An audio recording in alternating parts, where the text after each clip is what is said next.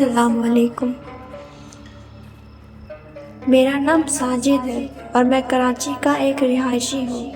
کچھ عرصہ پہلے میں نے رکشہ چلانا شروع کیا تھا تاکہ اپنے گھر والوں کے لیے کچھ اضافی آمدنی حاصل کر سکوں۔ رکشہ چلانا آسان کام نہیں تھا، مگر رات کی تنہائی میں شہر کی سنسان سڑکوں پر گزرنا میرے لیے عجیب تجربہ ثابت ہوا۔ ایک رات جب میں اپنے معمول کے راستے پر تھا، مجھے صدر کی طرف جانے کا خیال آیا۔ رات کے 11 بج رہے تھے اور سڑکیں تقریباً ویران تھیں۔ میں نے اپنی رفتار تھوڑی بڑھا دی تاکہ جلدی سے گھر پہنچ سکوں۔ اچانک ایک عورت میری نظر میں آئی جو رکشہ روکنے کے لیے ہاتھ ہلا رہی تھی۔ میں نے رکشہ روکا اور دیکھا کہ وہ ایک سادہ سی عورت تھی۔ اس کا چہرہ کچھ غمگین لگ رہا تھا اور آنکھوں میں ایک عجیب سی چمک تھی۔ میں نے سوچا کہ شاید کسی مصیبت میں ہے، اس لیے میں نے اسے بیٹھنے کے لیے کہا۔ بھائی، مجھے قبرستان لے چلو، میری ماں کی قبر پر جانا ہے، اس نے نرم آواز میں کہا۔ قبرستان رات کے اس وقت؟ میرے دل میں عجیب سا خوف پیدا ہوا، مگر میں نے اپنا ڈر چھپایا اور رکشہ چلانے لگا۔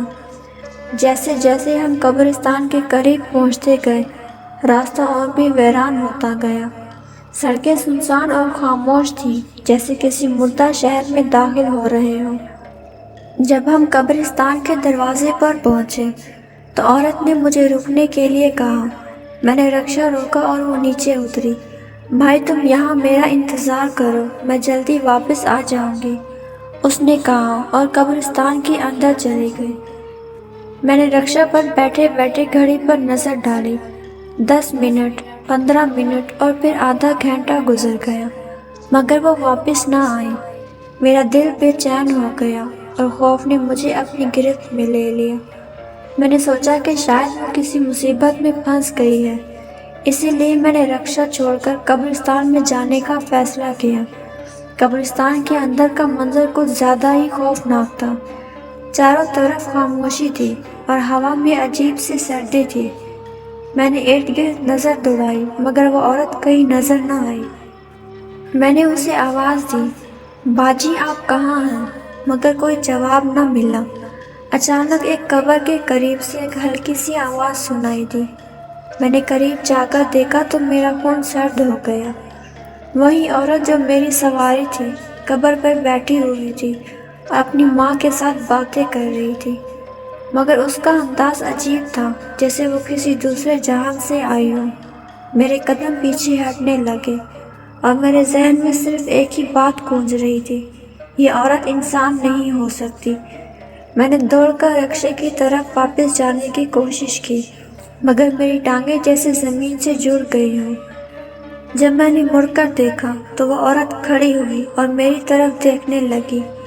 اس کی آنکھوں میں خوفناک چمک تھی اور اس کے چہرے پر مسکراہٹ جو کسی چڑیل کی طرح نظر آ رہی تھی۔ تم نے میرے ساتھ آنے کی ہمت کیسے کی؟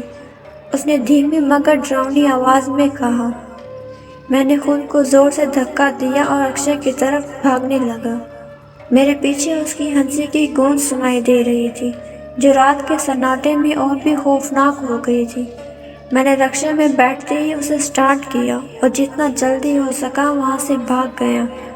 جب میں نے پیچھے مڑ کر دیکھا تو وہ عورت غائب ہو چکی تھی، جیسے وہ کبھی وہاں تھی ہی نہیں۔